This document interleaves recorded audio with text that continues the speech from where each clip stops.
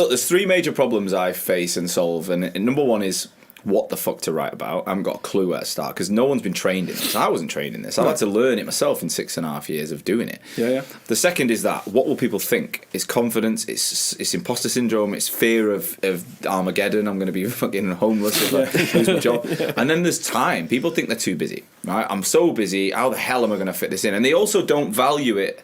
They see it as an additional task. You're already asking me to be a recruiter. Now you're asking me to do that as well. They don't put the two together.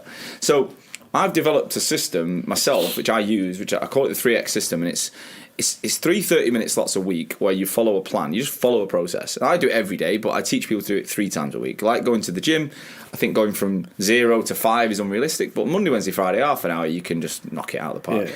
Yeah. And we look at different things from the mindset, the process, how you create content, how you structure it, and all those things. So the social anxiety one's always a big one. But again, it comes from this.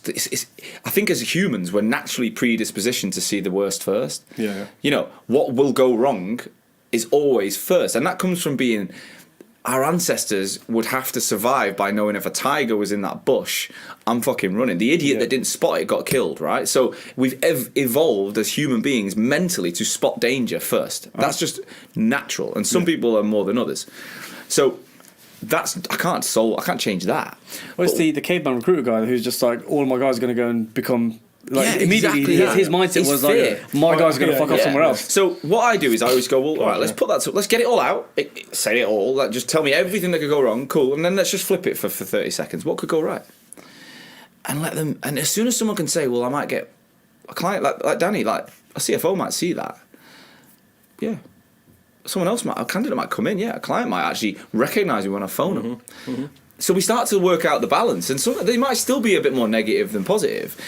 And then it goes back to what I told you before. If you are saying the same thing on the phone as you are on LinkedIn, how can it go wrong? Because you're fucking up on the phone then. Do you know what I mean? Yeah. You're already screwing yourself anyway. And it didn't go back. That's why I don't do the Mark Gaisford stuff. And no offense, I think he's brilliant, by the way. It's not about him, but he's the best example. I don't go to a place I don't know because of the fear of, if I don't know about it, it's like I don't talk about politics because I know jack shit about politics. I'd never talk to you about cricket in depth because I know nothing about cricket. I could get in a real black hole there. Whereas if I stick to what I know and what I'm already talking about and things I can prove, tried and tested before. Things that you're an expert in, effectively, yeah. My life, my knowledge, my track record. They're the three things that are my content plan, and that's what I teach people. How to be personal or entertaining based on your personality, how to share the value you already share, and how to talk about your track record in a way that you don't come across like an arsehole. If you get those three things right, you'll win. Simple.